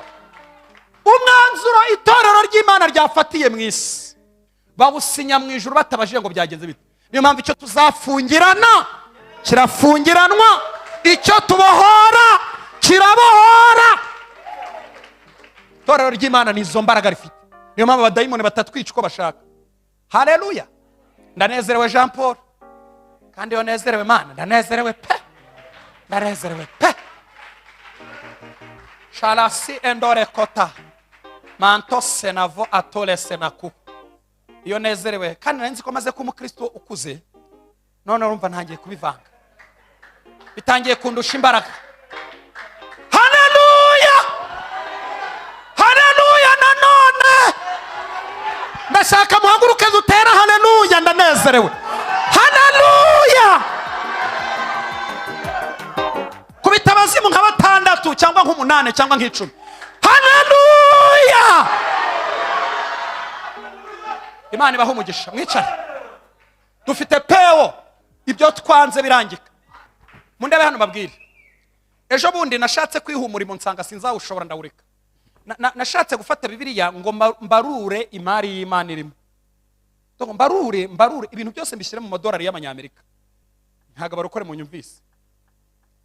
Ngo mbarure ndeba amafaranga ari mu bintu. Insanga byonyene n'umusatsi wo ku mutwe ntacyo nakoraho. Imana irakize ku rwego yagukenura, iyo uciye bugufi ntiwibone, irakomeza ikakongera no kubwira ngo ndakuruta. Ndakuruta. Ko Imana ntigira ubwoba bw'uko izina ryawe baryandika kwa rubangura, ntabwo bifite ko bazajya bakuvuga keretse wibonye ukagira ubwibone. Muriho muranyumva? Imana irakomeye ku rwego ayo matiki tayazamo. Ntago yayazamo, iri mu gitinyiro, iri mu cyubahiro. Maze niyo tuyisabye twasenze twarize, yohereza umuceri ungana n'icyo wasengeraga, ukaririmba nkaho wabonye stock. Imana yaza, irakomeye.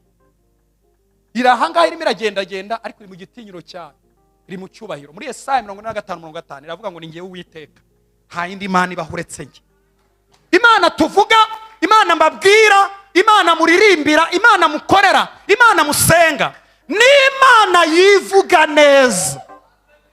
Nubwo twakora imyigaragambyo tukagenda, yasigaye igenda ivuga iti nta wundi ubaho Nyamirambo ingiye Uwiteka, nta wundi waremye, agakenyeza abama akabakenyuruza, agakomeza abadakomeye, abakomeye akabacisha bugufi. Nta wundi watanze abana akabimana, nta wundi wafashe ibyemezo bitavuguruzwa n'ingi. Ndanezerewe Jean Paul, reka ne kuvangirwa we Mana we, uvuga ngo Imana ibahe umugisha. Reba umuntu mwegeranye mubwire ngo reka kuba indakare, urimo urakererwa, urimo urakererwa kunezerwa. Ahandi abantu bakomerekerane mu rusengero, mundebe nababwira ikintu mutari muzi. Ndabizi ko mushumba wanyu abibigisha, kandi ni umwana mwiza mu kubigisha urukundo, ariko ntabwo tuza mu rusengero gushaka keya. It's not a priority. No, ntabwo tuza mu rusengero gushaka keya. Iyo yaba ari icyo twita illusion amoureuse, ni ukurebera urukundo mu ndorerwamo, kandi urukundo rufite ahandi hantu ruri. Tuza mu rusengero, Imana iduhamagarira gukora ibintu biri specific, buri muntu wese ku giti cye, kubihagararamo neza. Iyo uje rero ugatangira gusabiriza urukundo, hari igihe barukwima. Ndabona hari umunyamujyi undebye nabi, ubwo arambwiye ngo ihute, icyo ndakiretse. Hari igihe rero ukomerekera mu rusengero, mundebe hano, hari njya nkunda kubyigisha wacu, hari amavuta y'uburyo butatu bemera i Kigali. Muvuga ngo barayemera, mumbaze ngo aya mbere ni ayahe? Ni agafaranga. Ifaranga.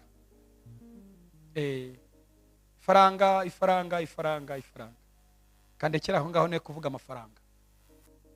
Cya kabiri ni ukuba ufite ijwi ryiza ku buryo uririmba n'uwarakaye akavuga ngo wow.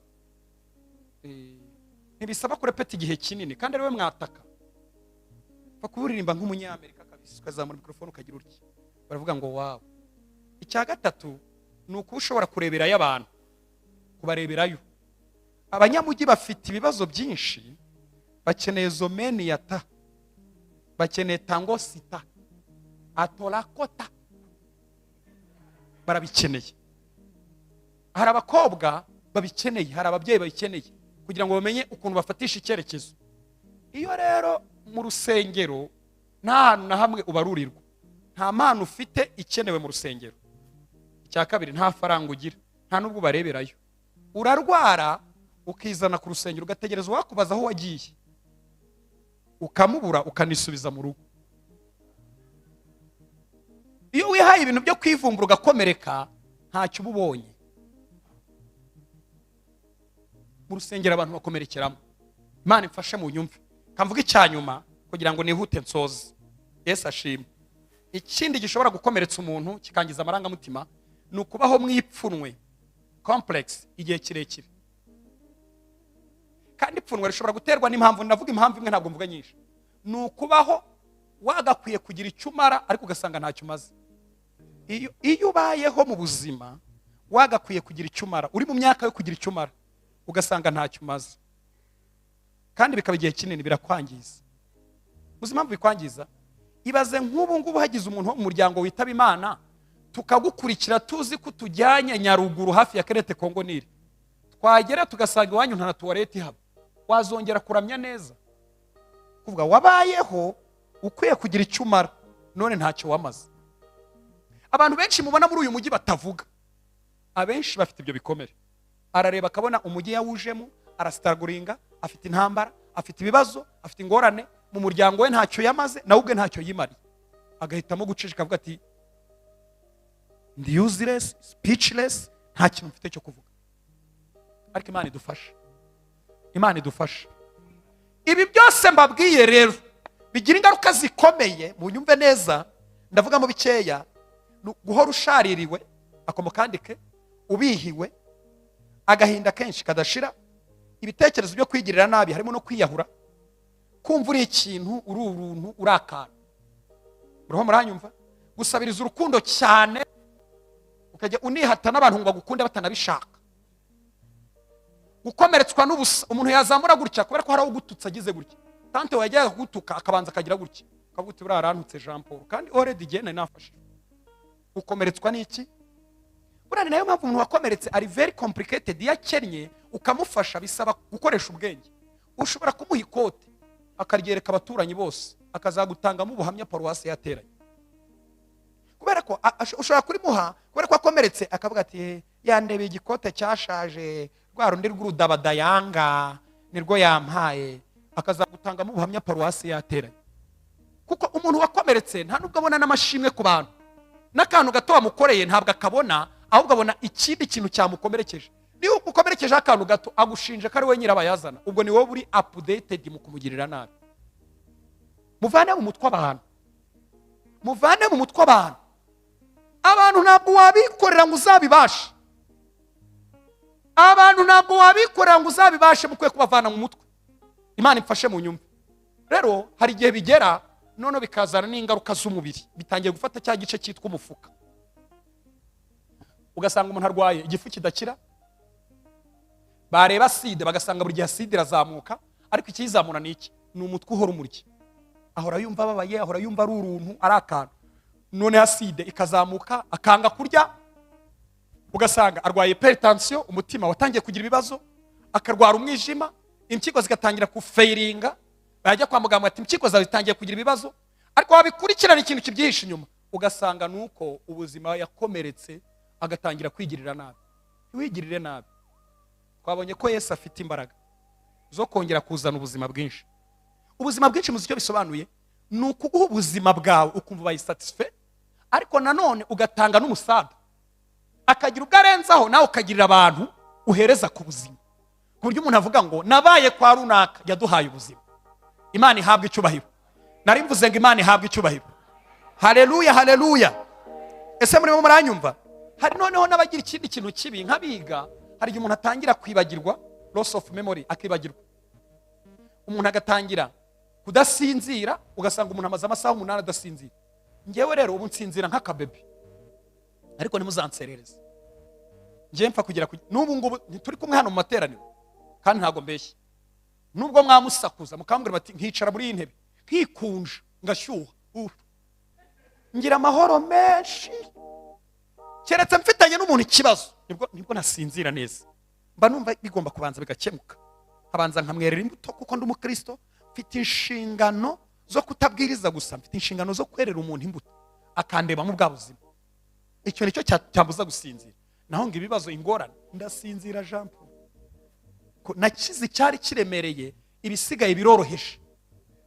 Haleluya, haleluya, haleluya. Rero igihe umuntu usanga yaratakarije abantu icyizere, ibaze rero gushaka nk'umugabo, abantu bose rero batakarije icyizere, abana n'umugabo mubara, avuga ati abagabo ntawamenya, na mama yarabimbwiye, henga nishakiraga konte kanjye ku ruhande, nko bose hagize ikikubita, yakwambuka uyu ndamuzi, muteka mutwe gusa, ariko yaza halo sheri shushu kamasava, ariko mu mutima ndabazi. Usanga umuntu yaratakarije icyizere abantu. Hari abagera ku rwego rubi rero, aho umuntu asohoka mu bantu, kandi ukeneye undi mwuka w'abantu, ukeneye abandi bantu, ukeneye ko umuntu akuderanja. Nkeneye kwegera mwene data nkajya ngiranye, nkamubwira I'm sorry, ubuzima buri kugenda. Dukeneye guhurira mu bintu tugakora competition, yaba interspecific cyangwa interspecific, tugakora competition mu bintu runaka, ku buryo tugira umuramyi hano uyu munsi Imana yahaye amavuta twese akaturusha, ariko nawe ugataha ukavuga uti Imana ejo nzaza amavuta wayampaye. Ibyo bintu turabikeneye. Ukeneye guhura n'umuntu mugasangira, ukabona ko arya vuba wowe urya gake. Ukeneye guhura n'umuntu mukaganira akaguserereza, kigenda cyawe. Ukeneye kubyaccepting, ukeneye umuntu. Erigera rero umuntu akomereka kubera gutakariza abantu icyizere, akava mu bantu akajya kuba isolated, akajya kuba wenyine. Ubu ugiye muri lockdown, kandi lockdown murabizi icyo yagiye ikora. Lockdown ntabwo ari nziza, yangiza mu mutwe, itera ibibazo byo mu mutwe. Imana ifashe muze kunyumva mu izina rya Yesu. Niyo mpamvu rero Imana ibwiye Isiraheli yavuze ngo nzongera kukubaka, nawe uzaba wubakitse. Nakunzemo aya magambo, reka nyavuge dusenge. Imana ifite ubushobozi bwo kukubaka, ikajya inapima ko wubakitse igasanga urubakitse. Ndanezerewe. Haleluya. Mwari muzi ko Imana ifite ubushobozi bwo kukubaka, yarangiza kukubaka ukaba wubakitse ikajya inagupima ko wubakitse igasanga urubakitse. Bya bindi kera wagiraga ntukirakazwa n'ubusa, ntukiri umuntu uri aho ngaho, ntukiri urojyorojyo, uri umuntu wakomeye utanga ubuzima, ukabuha n'utabukenera ukakabumuha, ku buryo unyura ahantu ukagenda uhasiga ubuzima. Ndanezerewe ku buryo ubana n'umukozi wo mu rugo yazava iwe akahavana ubuzima, izindi ngo anyuzeho zose akajya zisigira ubuzima. Ukabana n'umugabo adafite ubuzima akajya agira ubuzima, akavuga ati uyu muntu niwe wangiza umuntu.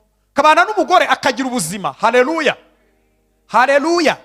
Ukabana n'abantu muri church, mu rusengero muririmbana, bakakubonamo ubuzima, bakishimira kuba muri environment yawe, muri umbrella yawe, bakajya bishimira kuza mu buzima urimo. Imana ihabwa icyubahiro. Nari mvuze ngo Imana ihabwa icyubahiro. Yabivuze ryari rero? Ezekiel 37 kariho nsoreza dusenga. Ibyo mu mufuka byo Imana yiriwe ibikemura, nimuhumure. Ibyo mu mufuka nta muntu utabibwira Imana. Hari umunyakigali utabibwira Imana. Kurya na amafaranga, gutega na amafaranga, isanse na amafaranga, bana ku ishuri na amafaranga. Ubwo urumva utabibwira Imana? Imana nabizi ko dufite ibibazo birenze ibyo yavuze muri Matayo. Yavuze ibyo kurya n'ibyo kunywa ndetse n'imyambaro, ariko ubu harimo amazu. Ejo bundi hari akantu kantunguye. Twebwe twiga ayo mashuri make yanize, iyo warangizaga ugraduatingaga barakubazaga ufite PDF yari permis na degree na fiance. Ubwo nyine wasubizaga barakubwira ati P irahari, true or false, true cyangwa false. Hari uwo basangaga rero atahanye degree, bamubwira ati mwatahanye kimwe cya gatatu, ukeneye 2 bya gatatu. Ubwo akamuhaye umukoro yagera hanze agatangira gushakisha, shaka permis, shaka na fiance. Ubu rero bongereyemo kandi ku bahungu, bongeyemo H, PDFH, house. Wala, nta mukobwa ugikunda umuhungu utagira location. Neza uzamujyana muri agato, bishop azabaherekeza hese. Nyuma abakobwa seba baragashyiramo na H, ati agomba kuba harimo. Urumva ko ibibazo dufite none birenze ibyo Yesu yavugaga muri kiragiye. Ariko icyo tumukundira abizi neza, kubera ko we ari updated kuturenga, kubera ko akorera mu gihe cyashize, akorera mu gihe duhagazemo, anakorera no mu gihe kizaza tutarageramo. Urumva rero he is updated, ari updated. Umunsi umwe nzazambabwire Yesu, nzamubabwira nk'ibintu 1000, muzamu umwanya hari nk'amasaha 3. Yesu ashimwe. Haleluya, haleluya. Ari updated. Niyo mpamvu bavuga ngo ninjye Alpha nkaba na Omega, nditangiriro nkaba nihereza. Icyo natangije nta wakivuguruza, icyo narangije nta muntu wakongera kugitangiza. Uwo niwe tuvuga, ni Kristo Yesu umwana w'Imana. Ndanezerewe bene data.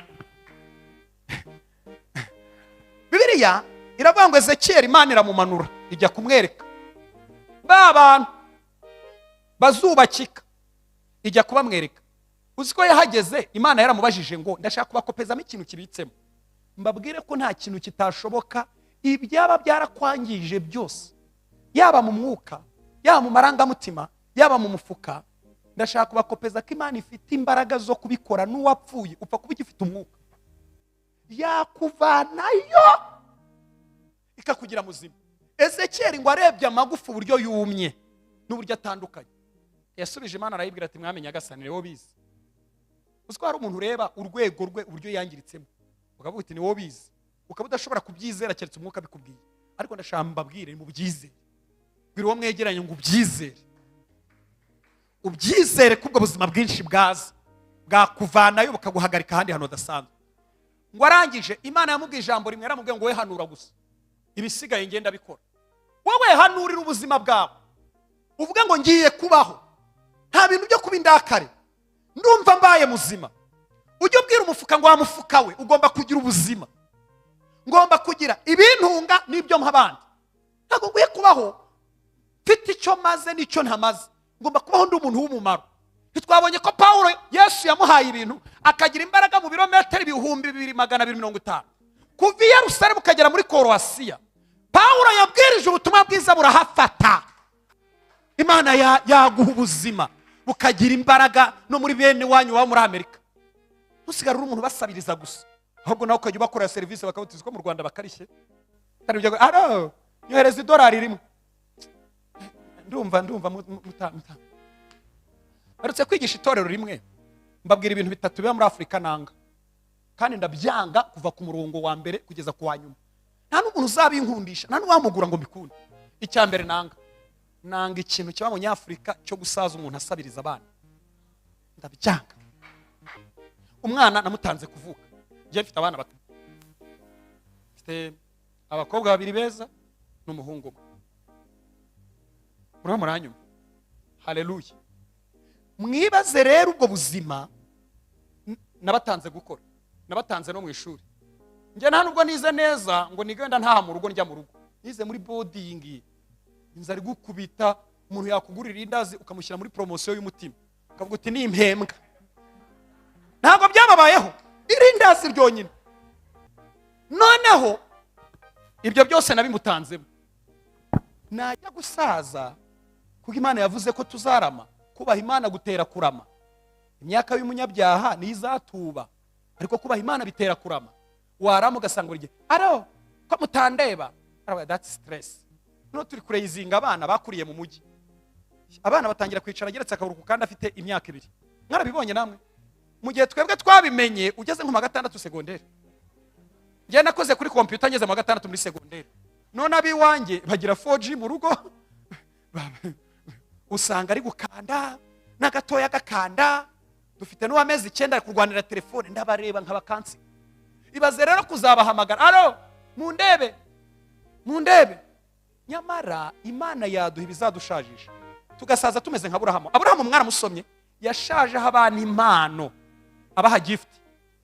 Ntabwo yashaje asabiriza abana, yashaje abana impano. Ahamagara Isaka ati byanjye byose ni ibyawe. Ahamagara babandi bose b'inshoreke timwakira impano mugende iburasirazuba. Uzi ukuntu ugira agaciro. Ariko iyo usaza ushabiriza abana bategetswe gukora inshingano kubera ko wabareze, ariko ntabwo bategetswe kukurera. Ni ibintu biba mu mico nyarwanda bitari byo. Ni dayimondi mbi. Muzasenge, nyamara Imana twayikuraho ibirenze ibyo muyitekerezaho. Ubu Imana ntabwo yazadufata neza tugasaza neza udasabiriza abana. Aza kugusura ukamushakira imineke yahiye neza, ukamupfunyikira n'inkoko, agata uzi ko ataha yagera mu rugo agahita abwira mami we, akamutera stress ati tuzasubire kwa grandpa. Dusubire kwa grandpa. Nkumbuye ya mineke. Vacancy itaragera. Buriya abantu bafite ba grandpa beza ntago bajyayo muri vacancy gusa. Uzi impamvu ujyana abana bawe bajyana iwanyu muri vacancy gusa?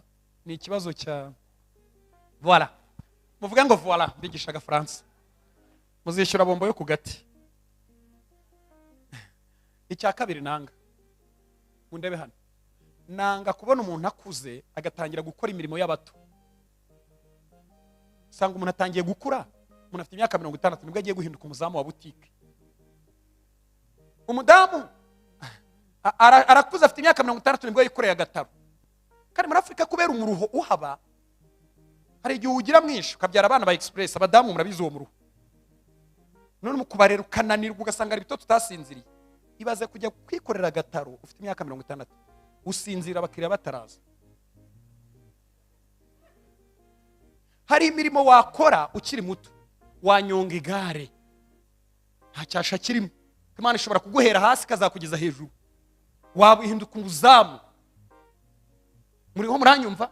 Ntabwo bisuzuguritse. Hari n'abakozi Imana bisuzugura, akanga kujya gukora akazi Imana izamutunga, inzara yamwica agateka imitwe. Ntabwo muri mu minsi 50 y'ububyutse ngo bakubyazemo umuntu uzateka umutwe. Uri mu minsi 50 y'ububyutse, haleluya, ngo uzavemo umuntu utanga n'umusada. Ariko ibaze kujya gukora imirimo ushaje, ukanyonga igare ushaje. Ntabwo mbahaye urugero rw'antwaye, ndiko muri iyi minsi ntashaka umuvuga. Yarantwaye ntamurebye, mvuye kubwiriza ahantu za Gisagara, nta moto nari nabuze moto. Ariko yanyonga igare nkumva afite inkoyoyo. Inkoyoyo murazizi? Iyo umuntu asaza izi nyama z'inyuma zirahava hagasigamo. Ntabwo nari mfite ibisaguka, nari mfite ibintu bibaza na bitanu nabyo kubima ko ari ukwitera icyuma. Ndayamahambita ngenda, ndavuga nti umwuka adakomeza kunganiriza. Icyo nacyo ndacyanga. Kwe kubibwira Imana muri iyi minsi y'ububyutse. Imana yazana iminsi y'ububyutse ikagikemura igihereye mu mizi. Hari akantu nasomye ejo bundi muri Bibiliya. Uzi ko Imana igira ikintu cyitwa mariba. mu bintu Imana igira habamo amariba. Ntabwo buri gihe Imana itanga utujerekani, ntabwo itanga amadomoro ko amadomoro arashira. Ntabwo Imana itanga imvumba nk'iya Aburahamu yahaye umwana we n'umugore n'incorekeye, kuko byaje kubashiriraho. Imana igiye gukemura ikibazo, ndafashijwe, babwire ikimfashije. Yabahaye iriba. Iriba bivuze iki? Urabanza uvomeho wikenure, ukenura umuturanyi, ujya no gukenura mwarimu wakwigisha muri primaire. Murabizi ko tugira abarezi batatu. Ngiye kubaganiriza muraza gusanga bamwe mutaragera ku rugo rwego. Nanjye ejo bundi nayiganije nsanga haro ntaragera. Tugira abarimu batwigishije. Abo ni abarezi batwaturaho ibintu, ashobora kuguhindura ikirimarima cyangwa akaguhindura umuntu w'umugabo. Ashobora kukimpactinga mu buryo bumwe n'ubundi. Tugira abashumba hano kuri church. Nibo badusengera, nibo dusabira ikirere cyiza, nibo badusengera. Tukagira n'ababyeyi batubyaye, hakiyongeraho n'abarezi baturera iyo ababyeyi badahari. Iyo rero ufite ubuzima butari bwagira aho hose ngo bugire ka impact gato yabukoraho ubutarabaho. Nk'umwarimu wakwigishije waba waramusuhuje ngo umugurire ka fanta? Ko ngiye kubavanga, ngiye kubasigira umukoro ukomeye ku buryo musenga, mugasenga, mugahamagara mu ijuru kugeza ku rwego. Nta kintu urakora kuko na mwarimu wakwigishije wa wundi uvuga ngo yarakwimpactinze, umuvuga neza mu magambo gusa, ariko nta n'agafanta uramwoherereza. Kandi ashobora kuba kiri kuri primaire, ashobora kuba kiri muri high school cyangwa muri university aho yakwigishije. Umushumba wawe hari akantu wari wamuha? Ko murebye hasi kambwirize ndeba hano ibintu ndi kubabwira ndabona biri kubakoma. Basi wari wavuga uti iyi Noheli ni njye nzayicelebratinga mu mushumba. Mbona mu ndeba nabi. None se umubyeyi wawe hari ikintu wari wakora kigaragaza ko yakubyaye? Ibyo bibazo bitatu mu byibaze: umwarimu, mushumba, umubyeyi cyangwa uwandeze. Nusanga nta nakimwe ufitemo, tangire gusenga kano ya mbere. Nari ngiye kuvuga inganda z'abandi ndaziretse, birabujijwe. Ariko abandi muzi ba providing amazi biganye Ishimayeli, ryari bayavomagaho akabagurisha ngo bamuha amafaranga. Bavuga ko Abarabu hari n'ababye expandinze, baravuga ngo ntabwo iryo riba ryavuyemo amazi gusa, kuko Imana ntiyakora, ntabwo ari monopole. Ntabwo ishobora kuguha ibiryo ngo iguhe ibijumba gusa. Iyo uguhaye ibiryo bivuganye n'amateke n'inyanya na tungurusumu n'amadegede n'amafaturutse muri Indonesia, Imana ivuga ikintu kiri samari ariko ikabivuganye na system. Imana iguha umugisha n'agashyushyu. Murabyumva? Noneho bavuga ko ngo byavuyemo gaze na za peteroli, kandi Imana yari yamubwiye ngo nawe nzamugira umuntu ugize gute ukomeye. Bakavuga ko ari ubukungu. Fungura umutima wawe, cya kindi wahishe abantu batazi ugitekereza Imana. Nubona ko kivugira aho hantu bitaraza kukunezeza, umere nk'ahantu ujye uti ntaramenya ibyo urimo, ariko we n'Imana muraganira. Tugiye kuganirisha imitima, tugiye kuganira n'Imana. Ugiye kuganira n'Imana. Haleluya, haleluya. Kandi nimuhumure ububyutse buzaza. Petero yaravuze ngo nuko mwihane muhindukire iminsi yo guhemburwa no kwiza. Mwebwe mugira umwete wo kwezwa gusa, mwihane gusa, mushaka Imana n'umwete, iminsi yo guhemburwa izaza.